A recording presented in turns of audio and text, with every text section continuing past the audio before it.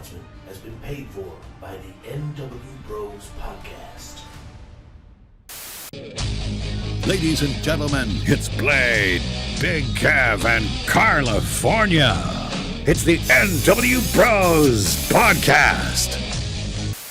Hello, everyone, and welcome to the nWBro's podcast here for episode 3, our special review of the Great American Bash 1996. I'm one of your hosts, Karlifornia. Great to be with you all once again.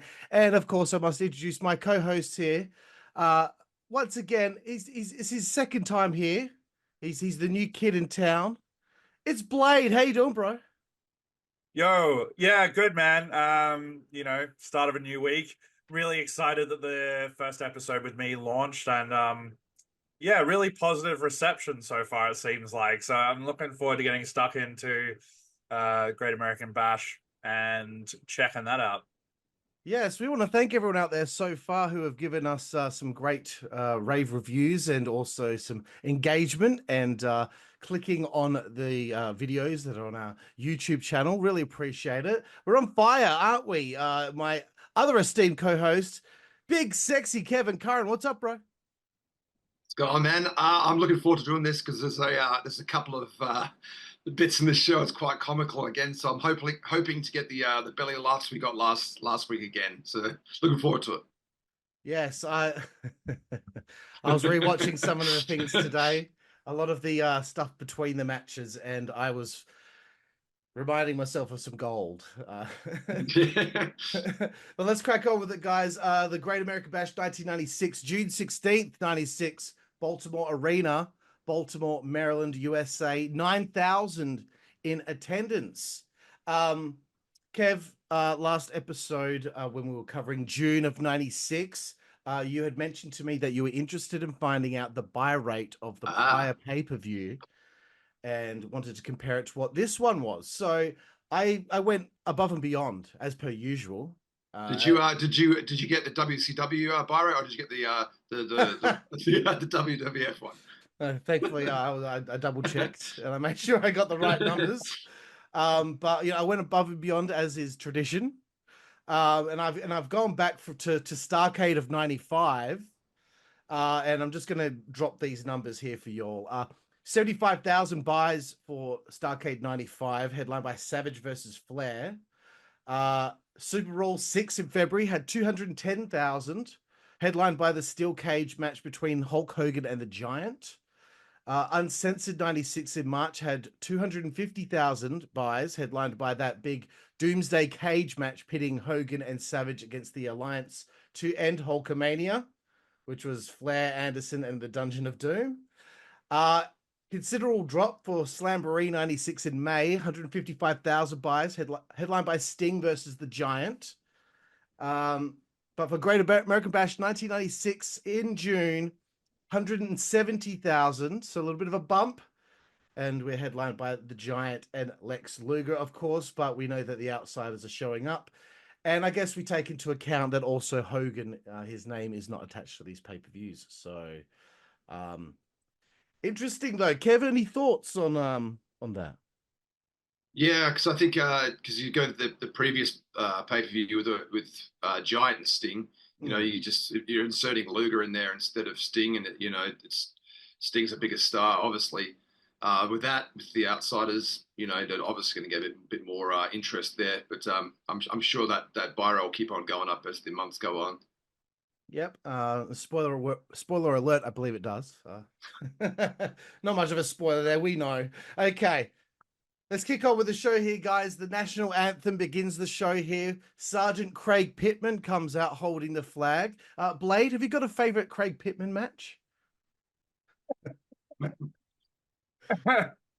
I was like, Blade doesn't know who this guy is. No, I mean, I was really impressed with the way he did not completely emotionless. Like, he was representing the red, white. I did find it funny when they were singing the national anthem. Everyone's going around, they're doing the Star Spangled Banner, and then they're cutting to people that are like, "Fuck yeah, Hulkamania!" And you're like, a little bit of decorum, people, please. Yeah, I thought it was kind of funny that he popped up. But I like that there was a dude in the crowd that looked identical to Randy Savage. Yeah. He was spot on. He was spot on. Yeah. And now people do it with Orange Cassidy. Ugh. So we got Tony with Dusty hyping the show. First match up here, Kev. I actually did remember that this match existed. I rewatched it. I had a little bit of not a bickering session, but me and Kev were in his car, and I was adamant that the opening match was Mysterio and Malenko. So for whatever reason, I completely forgot this match took place. The Steiner brothers taking on Fire and Ice. That's Ice Train and Scott Norton. As many may know, on my old podcast, the Insider's Edge podcast, I interviewed Ice Train once upon a time. But these are four big bastards here, and there was a quick pace from them both to start out. One moment I did want to point out before I get your thoughts, guys. The moment of the match where Scott Norton got fucking dropped on his shit, dude. Like that. Well, Steiner did a T-bone suplex or something. There's also when I think it was he had I can't remember who was on. He had Scott on the floor, and to break the hold, Rick was kicking him to break the hold, but he was laying it in. Like I was like, whew, jeez. And Norton wouldn't move. But yeah, a couple of like funny little things happened in the match up there. Blade, first and foremost, what did you think of this match up here? I mean, I thought it was a perfectly okay way to open the show. I'd never seen Ice Train wrestle before. I mean, he looked like $1 million, like just jacked to the gills. Dusty was making me laugh on commentary, just talking some wild shit as Dusty is wont to do. Seeing Scott Steiner hit a drop kick, and as I said, I'd never really seen Scott during this period, so I was like, Jesus Christ. Samoan drop from Norton on Steiner was rough. He like dropped him like a sack of potatoes. Yeah, there was some really, really cool shit. There was a shoulder breaker, which I was like, damn, that looked brutal. Yeah. Yeah, Scott Norton's got a pretty cool moveset. He does some interesting moves. Sometimes you don't see anyone doing what he done now. It's like there's some moves he does. You're like, wow, I forgot about that one. Yeah, no, for sure. Look, I thought it was perfectly fine. I think the only thing that only thing that caught with me was the end. The Frankensteiner was ugly, and I felt like at a certain point the match did start to fall apart a little bit.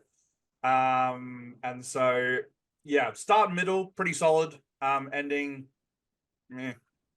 So. I mean, Norton's just such a he's a unit. Like he is a very thick man, and he's taking a German suplex. He's the one who took the Frankenstein, and I'm like, well, no wonder it looked like shit. You got him taking it. Like there was no way that was going to work out. But Kev, any thoughts here on the match where the real big boys played? Yeah, I enjoy seeing these big hosses just smash each other. It's fun to watch. What I like at the pay-per-view as well, it's just when we started the pay-per-view, it was like 2 hours and 45 minutes. And I'm just like, okay, this is, a good time, not too long. The matches are not too long. They move along. There's segments in between. But yeah, this match was a good way to start the pay-per-view, I thought, just some big dudes smashing each other out. And I enjoyed it. It was just fun match. Yeah, it was fun. And it's like, I just feel like watching these four guys, and I'm like, you don't see many guys this size anymore. Especially in like the tag division, you've got, what's their names? The dudes with Karrion Kross now, they're two big boys. Authors of Pain. That's it, yeah. But you could chuck them in this era. They would work fine. I think it would probably work out better for them back then. Yeah, I agree. Okay, so we move away from the first matchup here. We got Jimmy Hart and the Taskmaster, Kevin Sullivan, having an interview here. It's Sullivan and Benoit later in this show. I thought it was a good promo. But this was the beginning of Gene Okerlund stealing the show for me throughout the fucking show. Testify. Oh man, I was marking out so hard. I'm like, am I becoming a Mean Gene mark? Every interview he did, I've written something about Mean Gene. It's like most of it is a point about Mean Gene. Holy shit. When he says to Jimmy, get your hands off of me under his breath. I cracked up laughing. Oh man, so good. So good. And that's just the beginning, bro. And of course they also mentioned they mentioned Brian Pillman twice here. I guess he was still kind of he didn't know where he was signing at this point in time. But Kev, anything to follow up there? Yeah, maybe you can tell me. Kevin Sullivan's doing his promo, and he's kind of staring not at the camera, just some area left of center. I don't remember him doing. Does he do that? Does he do that all the time? I've never even really noticed that before. No, he's not staring at the camera. He's just staring at the floor, kind of like doing his promo like that. It was just really interesting. I just can't remember if he did that all the time or not. So I mean, I've never really quite understood his character, and that's not a knock on him. I just haven't done a deep dive into the Taskmaster and what he's all about. I have seen some of the Dungeon of Doom era, but I still am, kind of miffed as to what he's all about. But I figured he's just a devil worshipper or something like that. I think he like years before that he was a bit more. I guess it was a bit more serious, his character. Right. Not when he wasn't in WCW, but I think when he went there, it kind of became a bit more cartoony, hokey, I guess. So, but yeah, I think you're right with the devil worshipper, sort of a cult leader. Right. Yeah. Okay. Well, let's move forward, boys. We've got the WCW United States Heavyweight Championship on the line in the next match. Konnan defends against El Gato. I had no idea who El Gato was, but through some research, I found out it's Pat Tanaka, who, Kev, was it the Orient Express? Yeah, back in the early 90s, I think, in WWF. Right. Yep, so that was who was under the mask. He came out with like this music, with animal noises. Yeah, I thought it sounded like I had my notes, Kookaburra. Like, it just made me think of the TV show from Australia, Totally Wild, the theme song. Yeah. Except not as hectic. That theme song's fucking hectic. But speaking of theme songs, I thought Konnan had a pretty sick theme song here. This is a cold match as far as I'm concerned, guys. So these types of matches for me are hard to get into. But in saying that, I didn't know what the story was going with the Steiners and Fire and Ice, but you could tell someone had to win the match. That was the rule. There must be a winner, and there was a bit of a bit of beef there, yeah. Yeah, you could feel it, but this one felt like it was a cold match. I believe this is El Gato's WCW debut. I used to get so frustrated with Konnan in around 98, 99, around that era when I'd watch his matches, but he's way better here than he was later on. Don't have really much else to say. Konnan retained, but the one thing that did make me laugh was after he retained and won, he just walked off and didn't grab the title belt. He just left. Who does that? Who leaves the belt? But anyway, let's kick it off to Kev here. Kev, do you have any thoughts on the match? Yeah, this match could have been on Saturday night or the Pro or whatever, something else. I don't feel like it needed to be on the pay-per-view or, it could have, I think, it could have been something else, I guess, with a bit more name recognition on the card just to fill it out if you were just going to put a match on for the sake of it. But yeah, it's not much to say here. Yeah, what about Scotty Riggs or someone like that? I don't know. Blade, what about you? Any thoughts? I think it's just strange. I suppose my impression when I'm going into watching a luchador match is that I expect certain things to happen.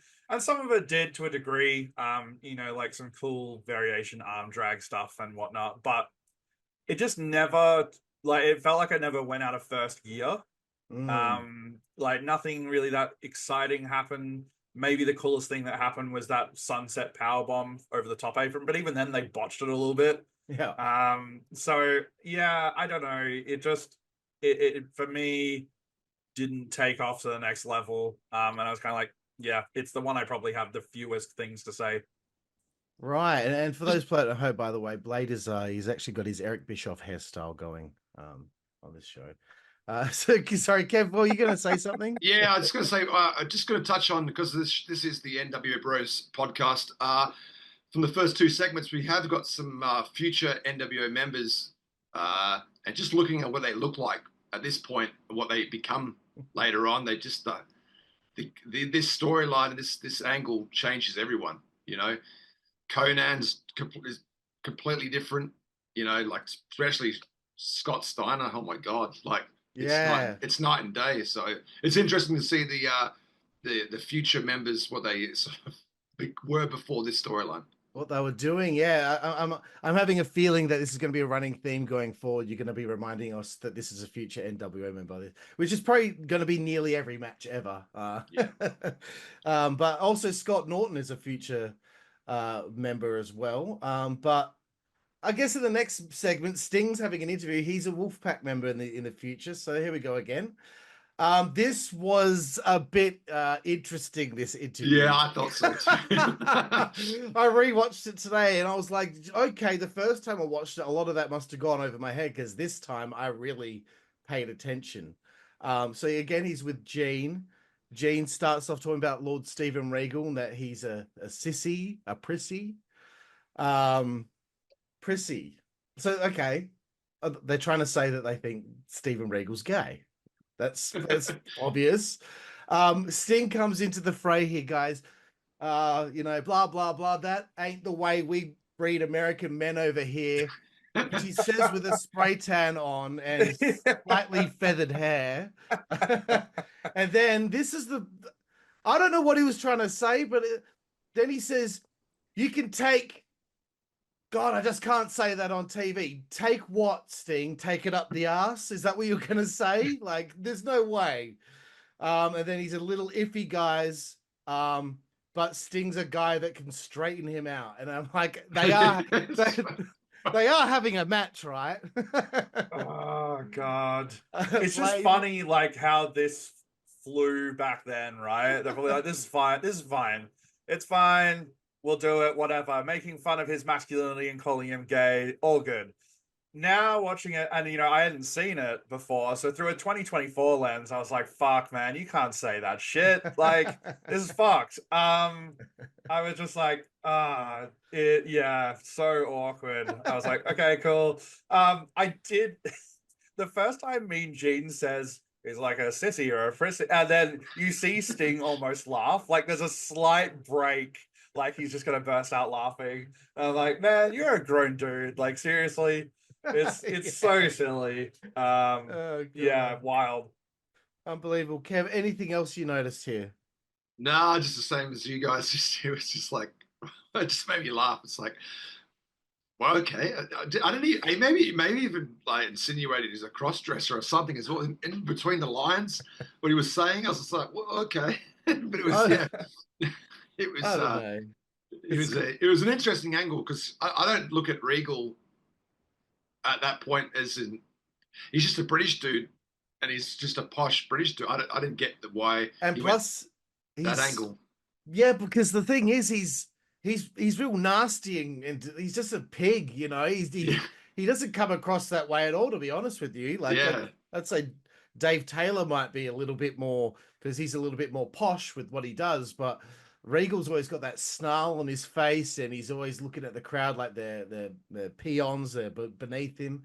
So anyway, I just thought, yeah, this interesting. Almost everything's interesting between these matches here. Coming up next, though, guys, the Lord of the Ring match. Diamond Dallas Page, who is the Lord of the Ring, taking on again another future NWO member, Kev, Marcus Alexander Bagwell. In his American Males phase. I was a bit disappointed that Blade probably didn't get to hear Alexander Bagwell's theme song here, as it was cut off quite quickly. So hopefully next time you get to hear an American Males theme song. Carl, you do want to like do it just to no.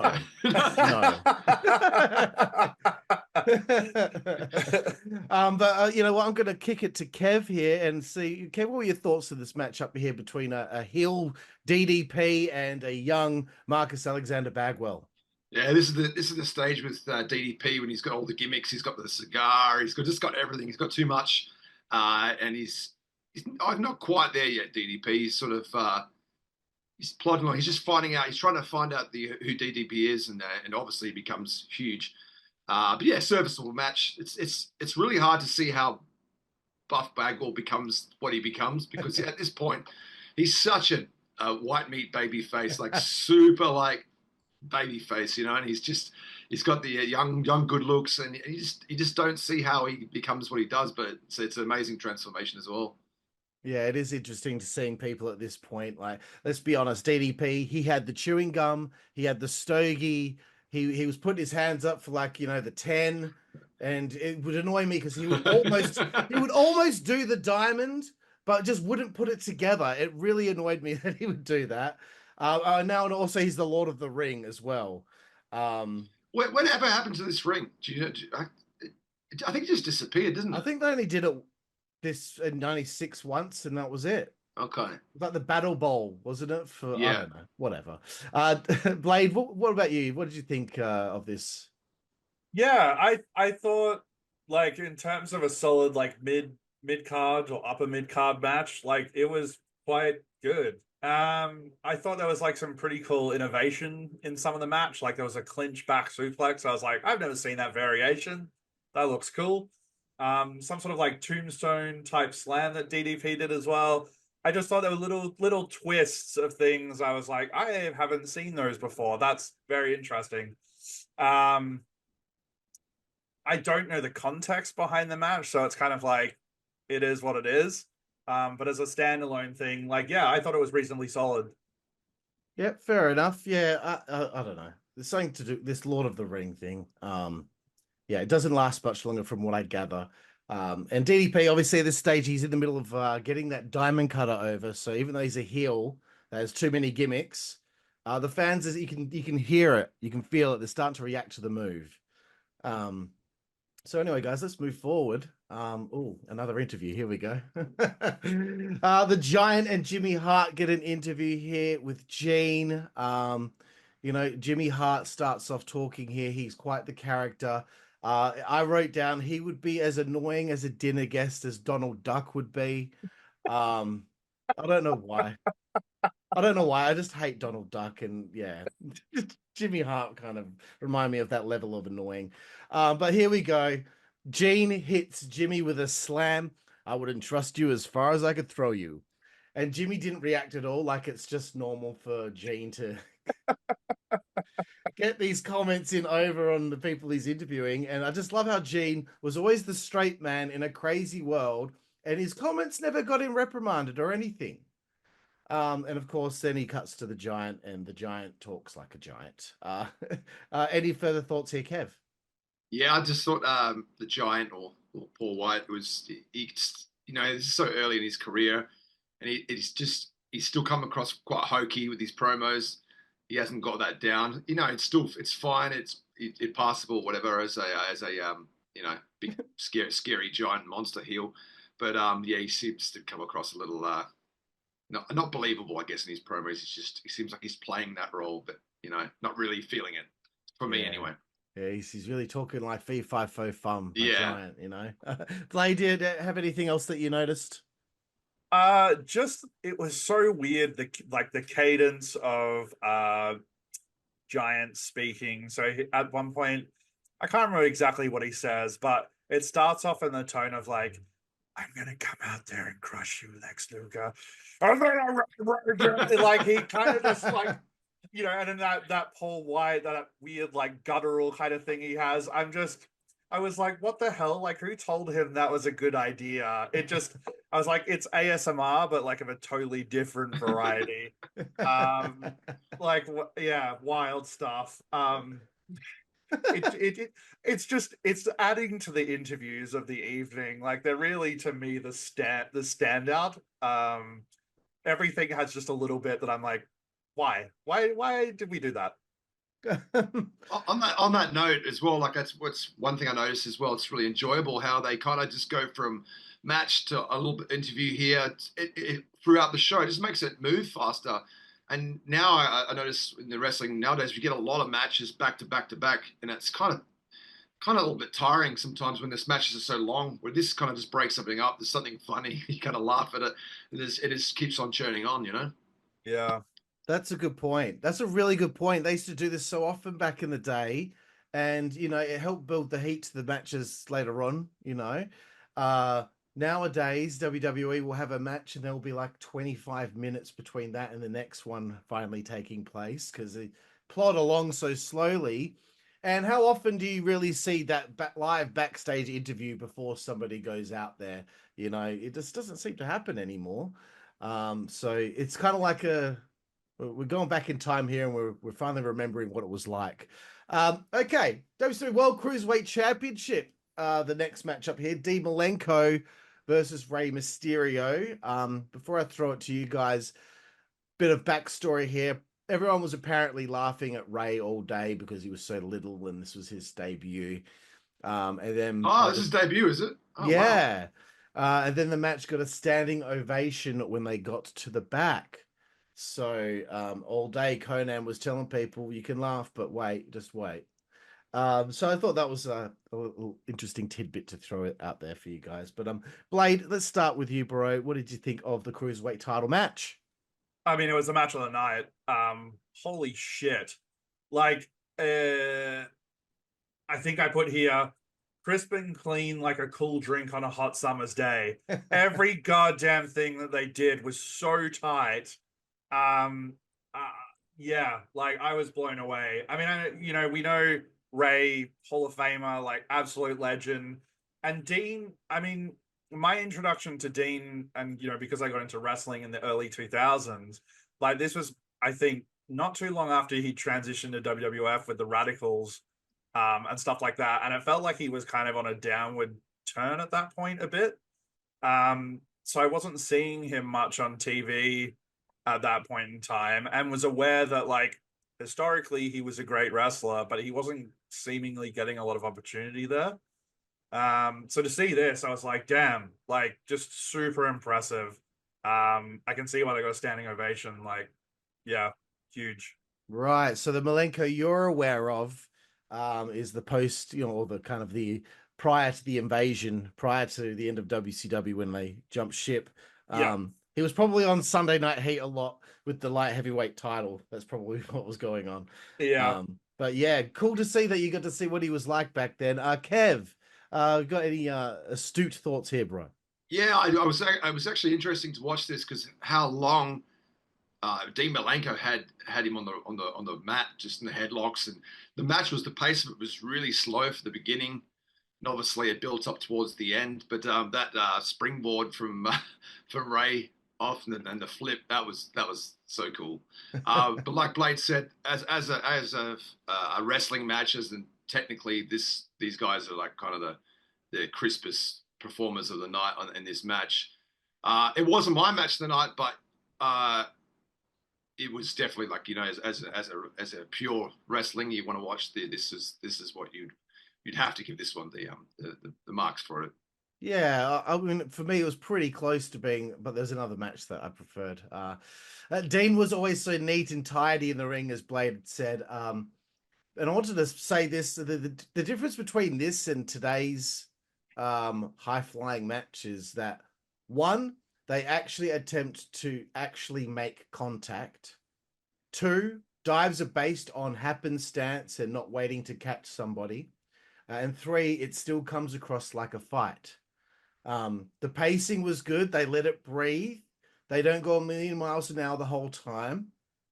What's realistic here? Mysterio's the better high flyer. He's quicker. Malenko grounds him. That's what he would do. We get little taste of Mysterio's high flying prowess here and there, but Malenko always seems to cut him off, go after I think he's working on the arm quite a lot of the match. And I liken it to like special effects in Star Wars, right? This is a really nerdy reference, but in the first films, it was called a special effect. Later on, it's in every scene, so it's not so special anymore. So when you're getting constant fucking high-flying craziness that you see today, it's not like it was back then. I always say, people are like, but what about the cruiserweights? Yeah, watch this match, dickhead, and you'll see that they let it breathe and they tell the story. Malenko's face of frustration, the Iceman showing a face of frustration helps tell a good story. He ended up getting so frustrated he won with his feet on the ropes. I mean, great stuff. So we go from that to probably, guys, my favorite thing on the whole show. Okay. It happened last time. It's happened again. Whoa. Boys, it's a Lex Luger interview.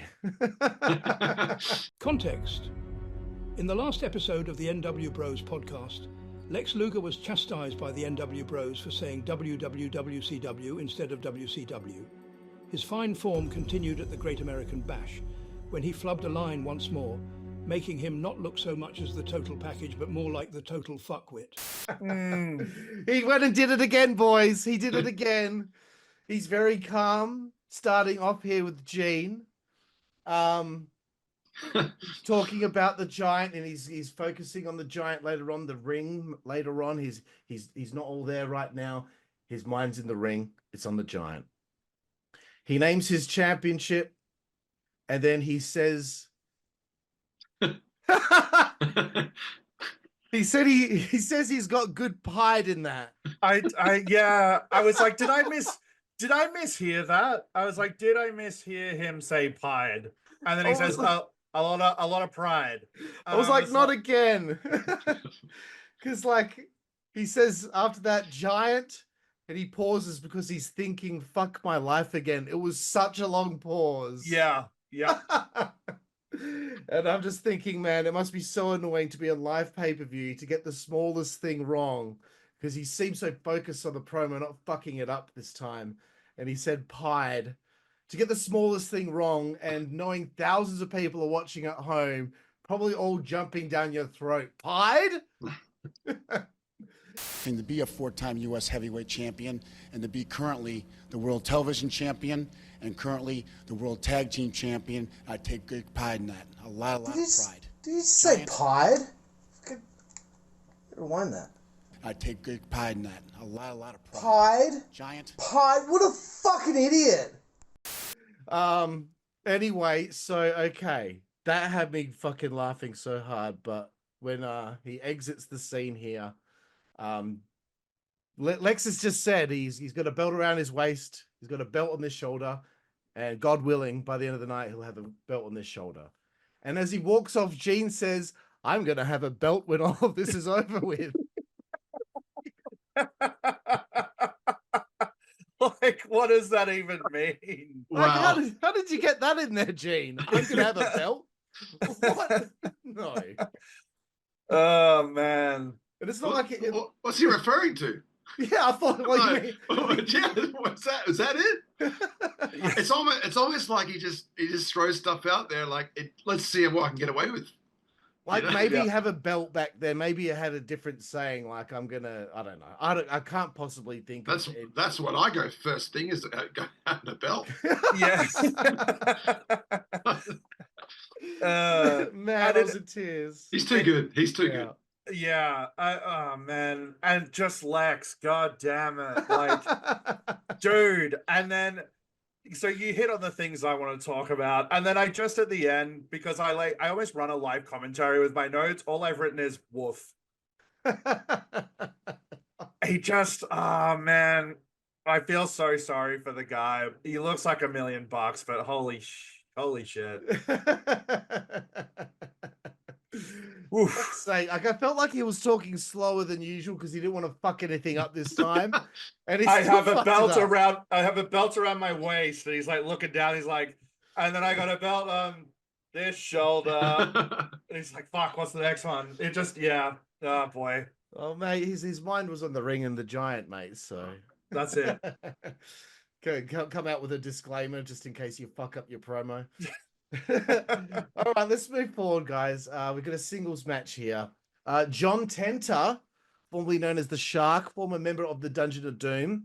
He's left the group now, feuding with Big Bubba, future Big Boss Man with Jimmy Hart here. We got a big man battle here, boys. I mean, I would probably say this is probably John Tenta's last storyline in his career. I wanted to know beforehand, have you guys seen The Dark Side of the Ring about John Tenta? Yeah, I watched it recently. Is that from the latest season? Yeah, I believe so. No, I haven't watched the latest season. Right. Well, I mean, I think Kevin will attest to this. He seemed like a very rare, good guy in the wrestling business. Yeah, you really like him after watching it. Yeah, and just what a career as well. Like out of the ring, you know, really just a great family man. But it's a great story. Definitely recommend watching it. Yeah, for I sure. think so. And anyway, this matchup here, I'm going to throw it straight to you, Kev. What did you think of Tenta and Bubba? Why was this match not a hair versus hair match? Such a good point. Why? He's going to cut your hair. If you've already got your hair, the logical thing would have been a hair versus hair match. But I don't know. I don't know why it wasn't. Maybe they had one later on. I don't know. Yeah, I thought the crowd was kind of booing both men in this match. There was no sort of baby face or heel. I guess John's supposed to be the baby face, but it's not really coming across that way in this audience. But yeah, the crowd, I don't think they're really into this match. I think it's really difficult trying to follow Mysterio, Malenko. Maybe Yeah. I don't know. Blade, anything else to add here? I mean, firstly, I was going to be like, was this your guys' favorite match of the night? Yeah, and then you leave the podcast if we say yes. I can't associate with you anymore. I'm sorry. I mean, look, it was a bit slow, a bit plodding. I think the thing that I enjoyed the most was at the end when Tenta cuts Bubba's goatee and Bubba sells it with a back bump. That's the shit I love in wrestling. Like, why? Why did he do a back bump to sell that shit? I just love it. It reminds me of the silly stuff that we used to do. And it made me laugh. The rest of it, there's some cool stuff. Bubba hit an enziguri, which I was like, damn. I mean, for a dude his size, that's huge. But yeah, it was fine, average. I'm pretty sure John Tenta hit a drop kick as well. Did he? Yeah. Yeah. Unbelievable. But that's so funny. I don't even remember the bump after he cut the beard. I'm going to go back. That's going to be a short. He grabs the thing and he's like cuts it, and then he just goes immediately flying back onto his back. So stupid. Wrestling. But you know what? I want to say good on John Tenta for the commitment of keeping half his head shaved for the angle. I'm sure he was wearing a hat everywhere he traveled, but that would annoy me. And the good thing about these matches as well, just say this one, the crowd's not really into it that much, or it's never long. It's boom, 6 minutes, we're done. 5 minutes, next one. It's it doesn't drag. That is such a good point. Cagematch.net, Great American Bash, 1996. I just wanted to have a quick squiz. I should have wrote this down, but first match, 10.5 minutes. Konnan's match, 6 minutes. DDP Bagwell, 9 minutes, 40 seconds. Malenko Mysterio, 17:50. Tenta Big Bubba, 5:24. Benoit Sullivan, 9:58. Sting Regal, 16:30. The tag match, 20 minutes, 51. Giant and Luger, 9:21. Nothing overstayed its welcome. Do you know what else is as well? Because I'm shocked with the when you said the next match is 9 minutes and 48 seconds, because they went from the ring all the way up into the back, and it's only 9:48. Do you know what it is? There's no these big fucking entrances. It's quick. You're into the match. Now it's honestly about 10 minutes of entrances before the match starts. It's too much. This is like quick. Yeah, no, that's a good point. It doesn't take them long to get in the ring and for the bell to ring. Get on with it. Unbelievable. Speaking of unbelievable, we have another interview, boys. I'm preparing the interviews than the matches. Yeah. Honestly, there's an interview with Steve McMichael, Mongo, and Kevin Green with Deborah and Terry Green, which is obviously Kevin's wife. So the football players here, the NFL boys with their wives here. I don't know what it is about Mongo and Kevin Green, but they seem to, they get it, right? They get it. Not many sports people from outside seem to get it, but Kevin Green, bro. Okay. Honestly, I got it. Like maybe back then words didn't, I don't know, hit the way that they do when I hear it now, but he's screaming, I'm coming hard. I'm coming heavy. We're not going to give up an inch. Watch out. We're coming hard. Oh my God. Fucking hell. And then here comes Randy Savage. Speaking of coming hard. As if it couldn't get more out of control. Here comes Savage. Kevin Green screaming, I'm with you, daddy. Okay, and then there'll be another. Honestly, there'll be no character will ever be like Randy Savage. Let's be honest there. He's my favorite. Man, okay, and again, they leave the scene. Gene says, "Woman and Liz, they'll be at ringside, and they're known to have a trick or two up their sleeve or elsewhere." What? Where? Where are you talking about, Gene? Is he like getting these things like past the because it's live on pay-per-view and he's trying to make people laugh? What the fuck? Do either of you have anything to say here about this? Yeah. No, it's so funny. I mean, like how fucking these turbos are so hyped. They're just like Kevin Green really reminded me of like the proto like Mojo Rawley. Like just so jocular and everything that he did. It was fantastic. I loved it. Tour de force of just like all American athleticism, you know? Yeah. Oh my god, bro! Like so much energy. Yeah. Anything else, Kev? I liked how just everything they said. They ended the word with "baby" at the end of it. It's like, it was like "baby" was mentioned about like 20 times. It was hilarious. I'm assuming Mongo really started things off like that, didn't he? It's just fucking unbelievable, man. These interviews are just it made my day. Honestly, it made my day. Anyway, let's get to the Falls Count Anywhere match here. Chris Benoit, Kevin Sullivan, fierce as fuck from the outset. I'm going to throw it to Kev here for his astute thoughts here before Blade and myself follow up. Yeah, this was my match of the night. Obviously, these two have a real history behind the scenes. Obviously, with the with Ben was sleeping with his wife, I guess, and taking away from him and like eventually, I think it was. But yeah, you could tell there was some sort of personal issue here. They laid it in. It was actually really cool that they went out of the arena into the toilet. Dusty Rhodes comment, "There's a lady in the men's toilet." He like announced that. That was awesome. But yeah, this was my match of the night. I thought this was interesting because it's 96, and I know ECW were doing that kind of out of the ring fighting around, but this kind of getting out of it into the the stands and all that kind of stuff was a little bit ahead of its time here. I thought in doing all this kind of stuff. Am I wrong? No, I agree. It feels like it was quite rare to see something like this. And yeah, what year? Yes, 96. So I don't even think like Mick Foley and such have done that on Raw yet. Blade, do you have anything to follow up here? Yeah, I mean, super stiff. Like some of the chops from Benoit, holy shit. You could hear them echoing like through the camera. Taskmaster beating Benoit like he owes him money. I said the comment that Dusty made about the woman in the men's toilet. I was like, Dusty selling a woman being in the men's bathroom like Lesnar just beat the streak. He was fixated on that shit. I popped for the use of the word commode. So funny, made me laugh. The ending was weird. A superplex just to end it. Like you don't see that in like modern wrestling. It's not sold as like a big move, which I thought was cool for the time, like and interesting, but just like not something that I'm super used to. Ending was weird.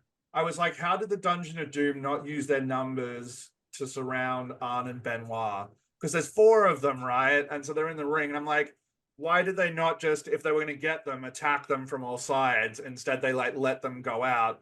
I thought that was sort of weird, especially because then they rush in the ring and they're like kicking the ropes and doing all that sort of stuff.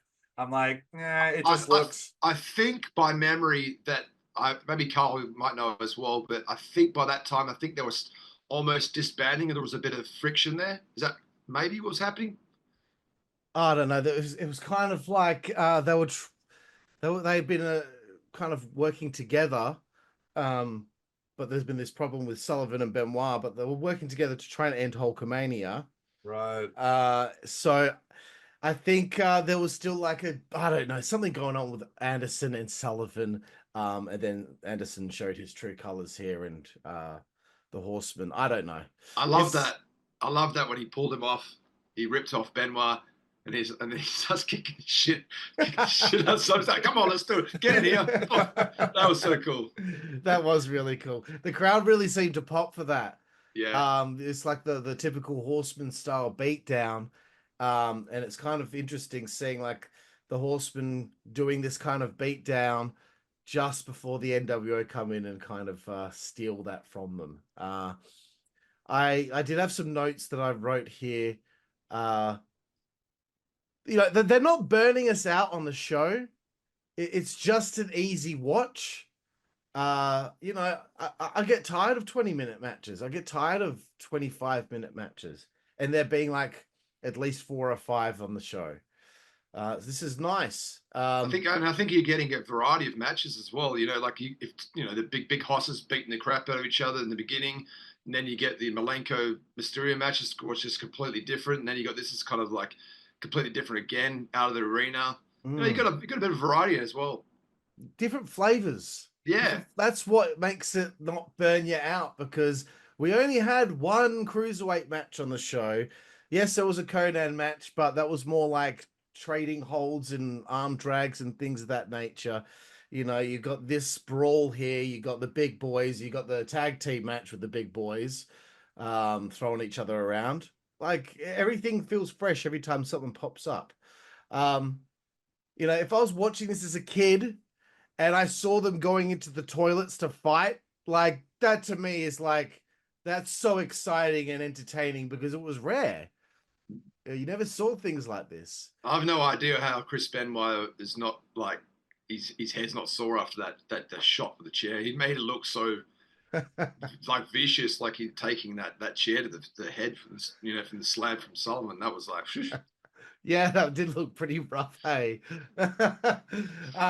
one thing that annoys me about Kevin Sullivan, and I don't want to like go on too much about the match. We've got more to talk about here, but when he gets punched, it's like he doesn't register. He doesn't move his head back. He doesn't like. I had that in my notes too. Yeah, he no-sells a little bit. Yeah. Jeez, it's just like, come on, mate. Like, it's like a fucking Minoru Suzuki. He never rocks his head back when he's getting punched, and I'm like, just come on. But yeah, Tony Schiavone yelling out, he's putting his head in the commode. That's so good. But yeah, anyway, so that's all I've really got to say. I thought it was a pretty good match, and definitely my match of the show. So let's move forward, boys. Blade again, Kev again, the backstage with Gene. He's just stolen the show for me once again here. He's with Woman and Liz, and the Horsemen, and Bobby Heenan. Like, how could this go wrong, right? So it was hilarious straight away with the comments from Gene. Woman is always feeling Gene up the whole time when he's interviewing people. She makes him jump at one stage. Arn and Flair at the top of their promo game, obviously. Bobby Heenan once again.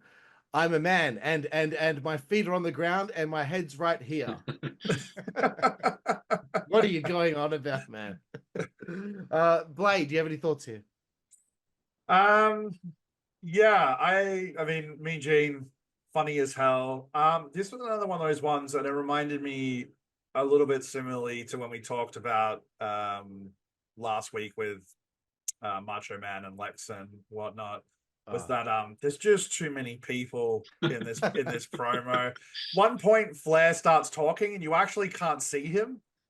Like, he's being blocked, and I'm just like, this is ridiculous, right? I don't know who was in charge of blocking these scenes, but they're not well done. Yeah, I'm hoping once we watch more that they'll have found a way to sort of combat that. Because I mean, at one point in this, there's like 6 or 7, like when you got Woman, Elizabeth, Rick. I think 7. Then Benoit comes in. Benoit, yeah. Arn comes in. And it's too much. Like, it's so busy. And then they're celebrating in front of everyone, and you can't see the rest of them. Yes, and that's the thing. Arn and Benoit are blocking Rick, and Rick starts talking. You're like, where's Rick? And it's like, oh no, he's at the back. You just can't see him. Yeah, ridiculous. And Gene got swallowed up. All you could see with this was his arm poking through. My favorite line of the night was in this segment. When Flair goes, "There's a lot of things Macho would like to do, but he can't do anymore." Right, Liz? That bit. It's so good, right? It's so good. Completely forgot about Followed by a woo. Woo! Oh my god, man. That was so good. I loved it. But yeah, great stuff. I love it.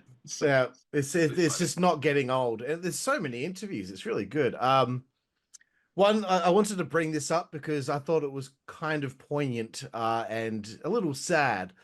I wanted to bring up the death count on this show. I was thinking the same thing. Were you? Yeah. Man, like you think about it, Kevin Sullivan, Benoit, Woman, Randy Anderson, Dusty Rhodes, Gene Okerlund, Big Bubba, John Tenta, Max Muscle from the dungeon, Ice Train, Miss Elizabeth, Bobby Heenan, Kevin Green. Mongo doesn't have much longer to go either. Yeah. Man, I just couldn't believe how many people were no longer with us from this show. So anyway, we'll bring it from a sad thing to jovial stuff. But on a positive note, you can always go back and watch these great moments of them. So they do live forever, really, because 30 years time, which we're doing right now, podcast still talking about these people, So that's my positive spin on it. They're remembered forever. That. I like that, Kev. That's very good. We're keeping them alive by reviewing them and having a laugh at all the crazy shit that they did back in the day. Sting and Lord Steven Regal. Steven Regal has Jeeves at ringside. Before we get to the match, I just wanted to say this about Jeeves, okay? I feel really bad for him. I always found his role fascinating, okay? Because he never got involved in the matches. He just came out and waved his little flag with his little wig on his head. And I'm like, what kind of human being is this? When they kicked him to the curb some time later, it's so funny. And I believe it happens on a Nitro, so we'll probably end up not being able to see it whilst we're doing this watch back. But he's supposed to be a friend of Dave Taylor and Lord Steven Regal. He's walking out, he's waving his little flag. Dave Taylor nails him from behind, boots him down. He hits the concrete, and you never see Jeeves again. I don't know why I find it so funny. The thing that just kills Jeeves. The thing that's funniest about it was as soon as he was nailed and hit to the floor, the commentators mentioned it once, and he's out cold on the concrete. No one has any concern for him. No one says anything about it again, and you can see him again. you don't hear Tony Schiavone saying it's the worst thing he's ever seen in his life. I don't know why. It just makes me laugh. Like, someone made the decision that he wasn't needed a part of the act anymore, and that's how he went out, and no one helped him off the floor. Anyway, guys, probably one of the last times Regal's up there with one of the main eventers in WCW. We're going to start with you, Blade. Any thoughts here on this match? I thought it was great. I mean, it's Sting and it's Regal, right? And both of them are fantastic at what they do. Sting got a huge reaction coming out. It was, huge pop. Hard hitting straight out of the gate. I love the chants of USA. They obviously hate British people in Baltimore. I'm all for that. Regal, man, it really reminds me, and I loved him during his run in WWF/WWE. But it just, the facial reactions, the mannerisms, everything about him, he's so talented at that character acting. It's a shame that he was never a heavyweight champion in WWF. He should have been, in my opinion. Top rope butterfly suplex looked pretty grim. I was a bit like, Jesus. And then a huge slap from Regal as well, like just slapping the taste out of Sting's mouth. was that the backhand? Yeah, it's just like it's laid in super hard. I loved it. Yeah, really, really, really solid match. I super enjoyed it. Very nice. How about you, Kev? Yes, this was really good. This is really a good heel versus face match. Yeah, Sting, huge pop, like it's a Sting pop. I still think Sting's got the best punch in wrestling. The way he lays it in, it looks so good. But yeah, that what you said about the slap, that kind of led to the finish of the match. That slap, and then Sting just let him have it, and then finished him off. But yeah, it was a kind of like kind of match where Regal had all the had him on the floor, had him basically for most of the match, and then Sting did his big comeback in the chest, and woo. Yeah, I was surprised that Regal took so much of the match. It was pretty fierce from the outset. I don't have too much to really add to what you guys have said. Just a few little things. I noticed that the commentators were promoting Bruno Sammartino and Pedro Morales being involved in some house shows, not wrestling, obviously, but just found it interesting that they had, even scored some WWF legends to be involved in some festivities at house shows for autograph signings. I did laugh at Regal going for the handshake with Sting with the one arm behind the back, and then giving the fans the evils to shut up because they were trying to convince Sting not to do it. Just small things like that I really appreciate in wrestling.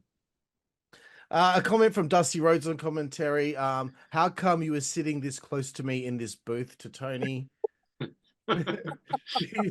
Like, honestly, as time wears on, you two are going to fucking love anytime Dusty's out there on commentary, especially for the next show, because Bobby's going to be with Tony and Dusty next time. So just get yourself ready for that. Yes, physical battle. Sting went through a war here. Like, by the end of it, he didn't have any face paint left on his face. Like, Regal really laid it in. Anyway, let's move forward, guys. No interview between that and the next matchup here. But it's the tag team grudge match here. Kevin Green and Steve McMichael taking on the Horsemen, Arn Anderson and Ric Flair.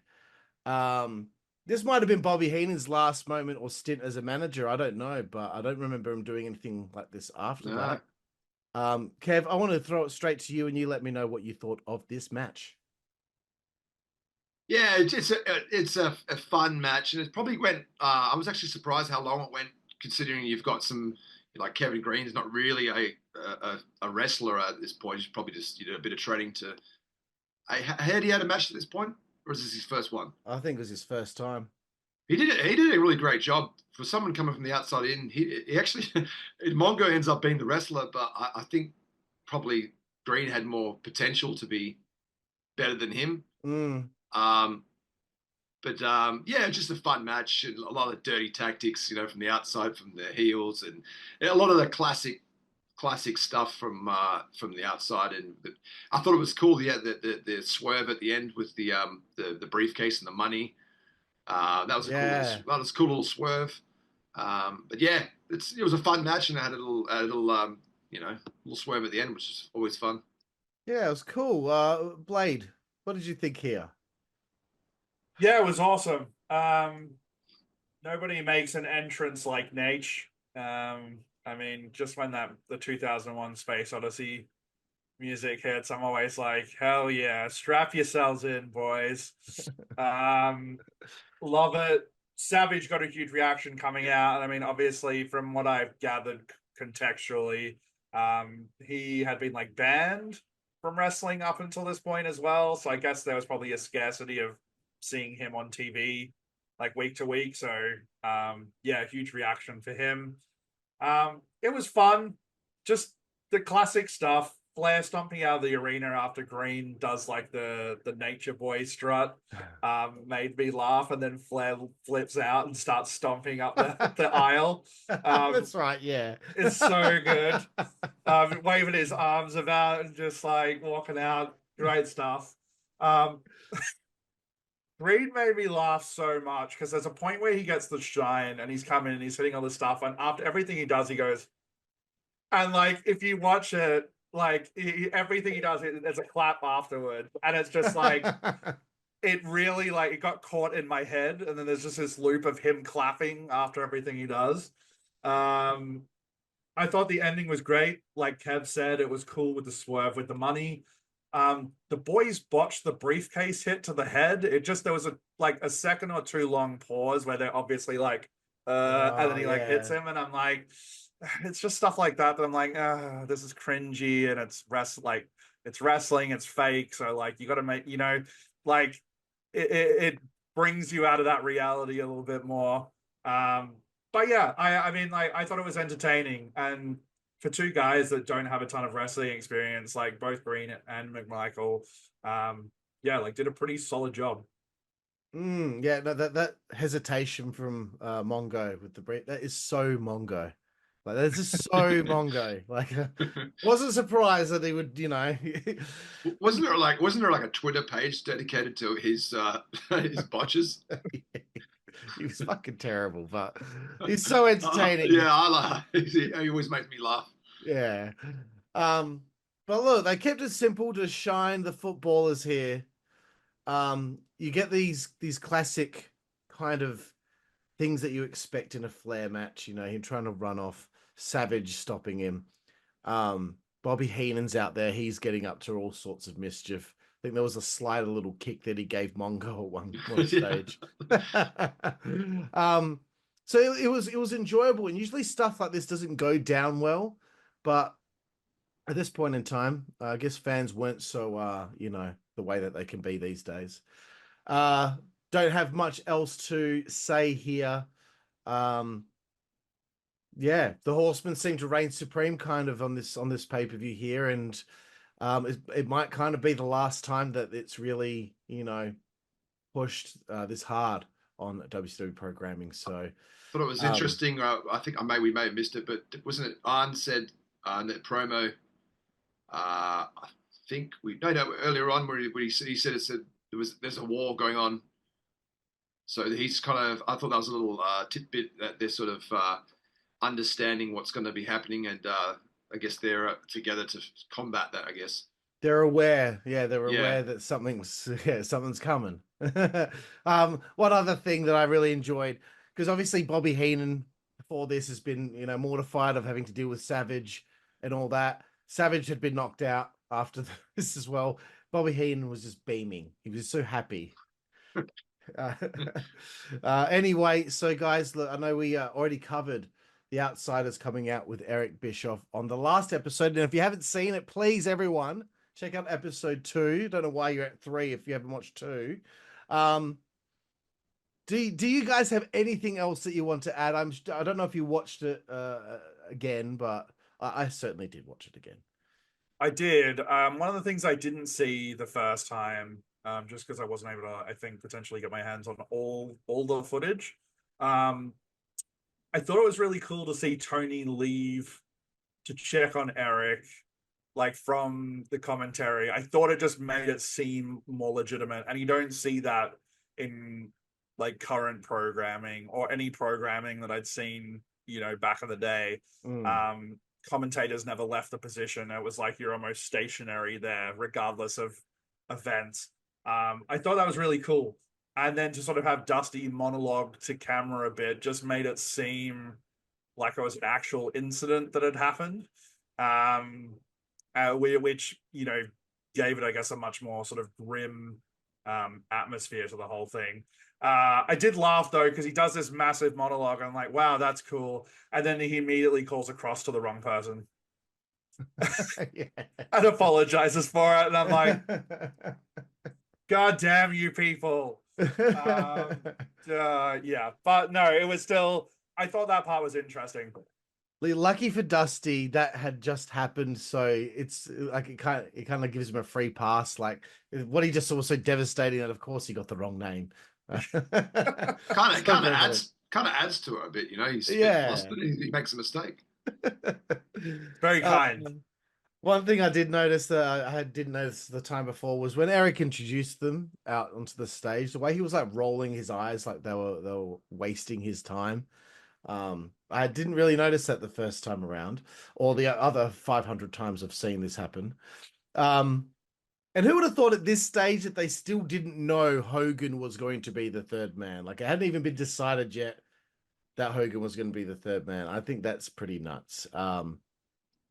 Anyway, let's get to the main event here, guys. WCW World Heavyweight Championship here. The Giant defending against Lex Luger. I can't remember who I went first with last time. I'm going to go with you, Blade. I'm guessing it's you this time. It's your turn. What did you think of the main event? Not super impressive. I thought it was just very slow and very meandering. There were a couple of cool spots.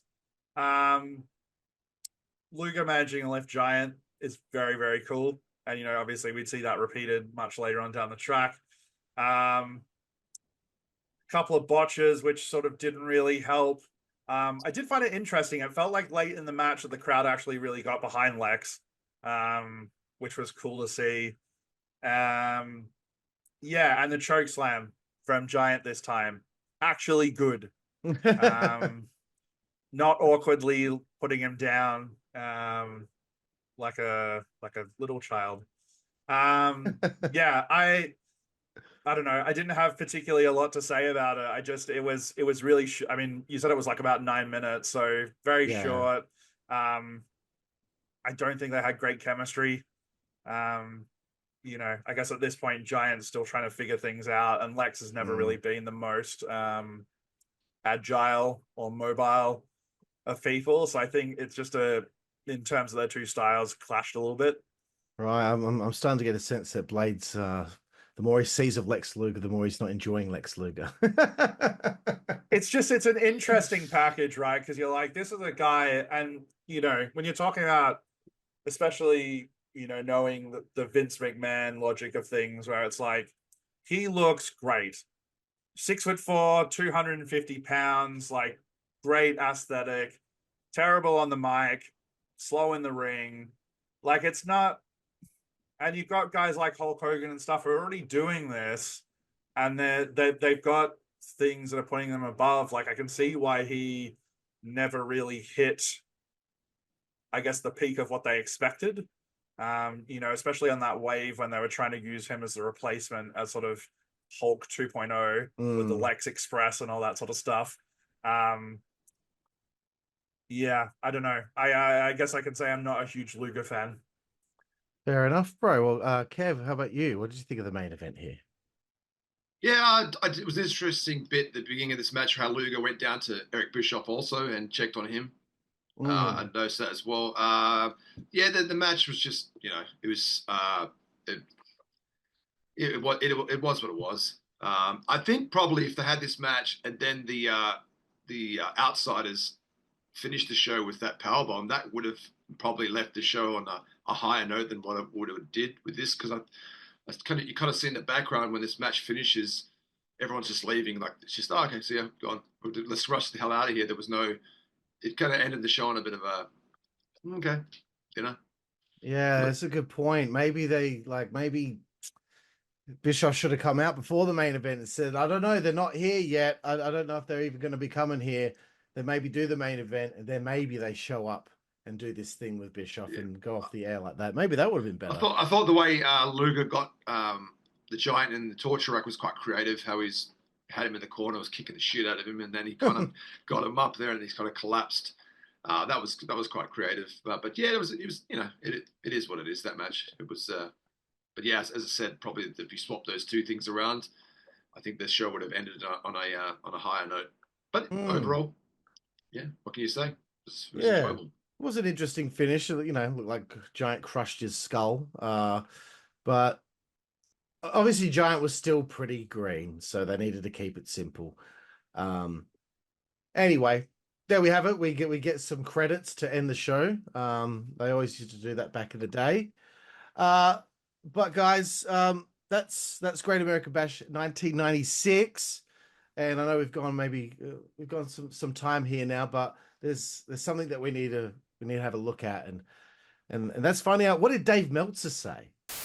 That's right, it's time to find out, what did Dave Meltzer say? Well, you know what? I mean, I'd have to give that 5 stars. Rumor has it that Mabel is going to be the third guy. And I'm getting this from Reddit from a guy called DaPrice82. Thanks, DaPrice82. This is from 7 years ago. He gave a recap of Meltzer's Observer. These are the star ratings. Steiner's versus Fire and Ice, 3 stars. I was surprised by that. Konnan versus El Gato, 2 stars. DDP and Bagwell, 2.5. Malenko Mysterio, 4. Tenta Big Bubba, 1. Benoit Sullivan, 4. Sting versus Regal, 3.5. Giant versus Luger, 1 1/4. What the fuck's the quarter? Like, what's the difference between 1 and 1 1/4? Like, I mean, you know, it was good, but like, you know, I mean, it wasn't as bad as Tenta and Big Bubba. I mean, yeah, I don't know. All in all, it's quite fair scores, I thought, except for probably the last one. I don't think it was as bad as 1 1/4, but I would give it a 2. Yeah, I bet pretty fair, I thought.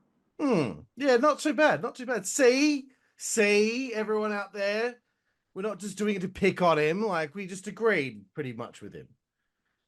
I'll get to that in a second. Other notes from the show, okay? And we're near the tail end here, guys. Sting cut a backstage promo early in the show and lost his train of thought midway through, apparently. I don't know. DDP's finisher seems to be getting over.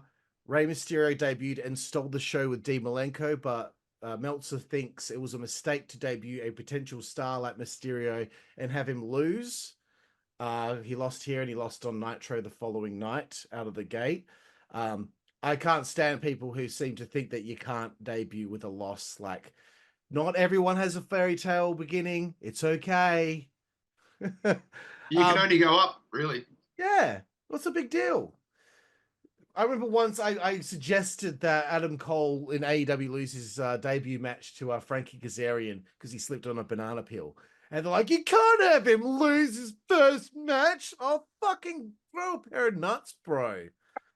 Oh my God. Like, they act like such children on Twitter as well. And it's like, sorry, like, I wanted to maybe do something different, cunt. I love that you're like, they act like a bunch of children, and then that was preceded previously by grow a pair of nuts. I'm worse, but anyway, the Benoit Sullivan Falls Count Anywhere match was stiff as hell and great. They legitimately ended up in the bathroom, which wasn't planned, so the people in the bathroom were really fans in there doing what people in the bathroom do. Dave also said, did he actually say that? That's great. Just to clarify, people in there were taking pisses and taking shits, you know. I can verify that. I had sources on the scene. How much better would it have been if when Sullivan's doing the door slamming on Benoit's head, that when they opened that door there was someone taking a shit there. that visual would have been awesome. That would have been great. Like, you know, okay, so there were legitimate people doing legitimate things, no one doing any work to urinating or anything like that. He reckons that match made Benoit a star. He thinks McMichael and Green's match was better than they had any right to be, and was better than Lawrence Taylor at WrestleMania. And he thinks that Steve McMichael and Kevin Green are better than guys like Hogan, Duggan, or the Booty Man. Mongo is better than Hulk Hogan. Come on.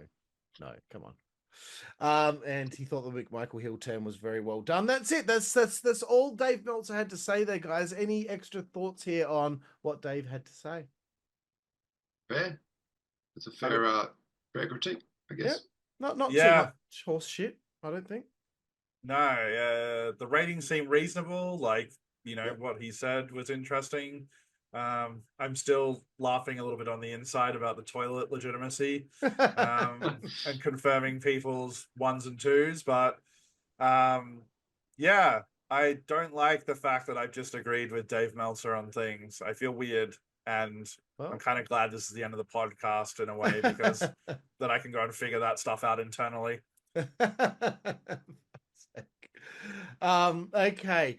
Look, continuing on here, I just wanted to say this, okay, before we get to... I'm going to read out what actually, I'm going to do this first. The cagematch.net rating out of 76 votes. It's not that many people that vote, so I don't know why people keep going on about this. It's averaged 7 out of 10. And on IMDb, it has a 6.8 out of 10. And a guy called A Man Who Rocks on IMDb commented, GAB 1996 is watchable pay-per-view. Recommend it. Thanks, bro. Thanks, bro. I wasn't going to watch, but now I think I will now. Just compelling critique. What a shit review. but please follow and subscribe to our channel. Yeah, please, thank please you. do. And if you can like donate to our, do we have a Patreon? Not yet, no. Okay, well, donate to our future Patreon, please. Thank you. Okay, I wanted to say this before I ask you guys for your rating out of 10 for the pay-per-view. So, after the first episode of the nWBro's podcast, a guy by the name of @MattSing1 left a comment. And I wanted to just address this quickly and just let anyone know, anyone out there, if you're going to watch something and not get the context of it and leave a comment like this, what's going to happen is that you are hereby agreeing and you're giving us permission to post the comment on the podcast and have us respond to it. That's what's going to happen every time I get horseshit comments like this. And it's not like it upset me. In fact, we're all kind of laughing about it. He said, typical anti-Meltzer internet smark fools. Dave correctly reported 2 weeks ago that before the Hogan turn, that Hogan was going to be the third member. Yeah, because we were commenting what he said 5 weeks out, but nonetheless. Goodness, how delusional and arrogant do you have to be to... Hang on. I should be saying this in the way that he's actually feeling. Goodness, how delusional and arrogant do you have to be to think you know better than a Hall of Fame journalist who has been a leading expert analyst since before you were even born? What losers? I'm sorry, Matt, that we hurt your feelings. Kev, Blade, you know, have you got anything here to say to Matt? No.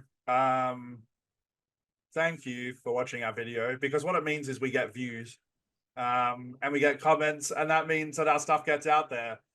So even though you hate what we've done, it actually is a really good thing for us. So cheers. And Kev, anything to follow up there? Do you want? You got some tissues? You got some tissues, mate. It's calm down.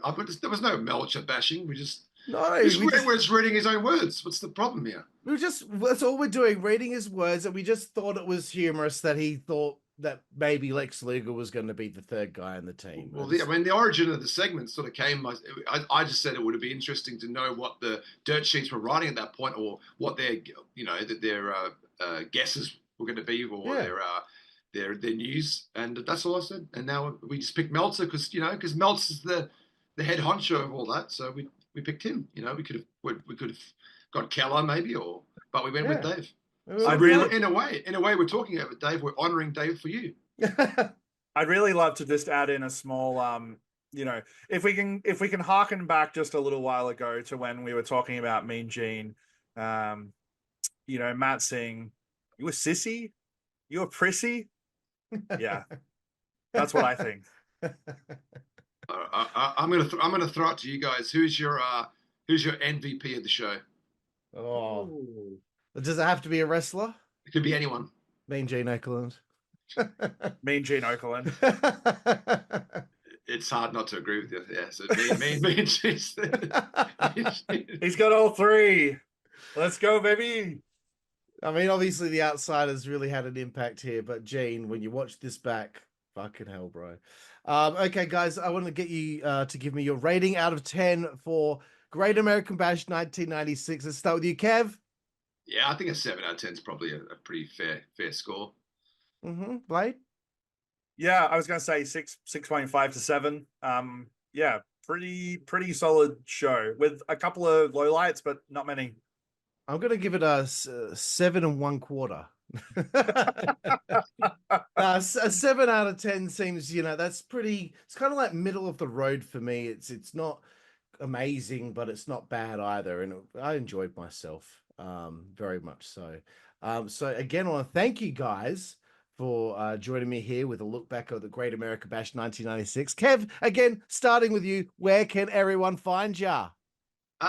Just Kevin Current Music on Facebook. If you're on X, it'll be Hail Mary Kev. And my band is Hail Mary. That's on Facebook is Hail Mary Band page. And everything else is just Hail Mary Band. And that's how you find me. Lovely jubbly. How about you, Blade? Oh, wait.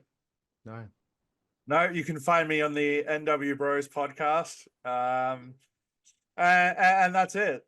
Thank you to everyone that commented on the first video and all the likes and that sort of stuff. I really appreciate just how sort of welcoming everyone's been and the sort of feedback that we've had about people enjoying the episode. This is the first podcast I've done, so to have sort of that resounding positivity. You're great, except for you, Matt Singh. You suck. Yeah, Matt and Singh. Meltzer, you suck. Bitch. Well, thank you, Blade. Thank you, Kev. Thank all of you out there for joining us here for episode 3 of the nWBro's podcast. See, my face is hurting from laughing so much.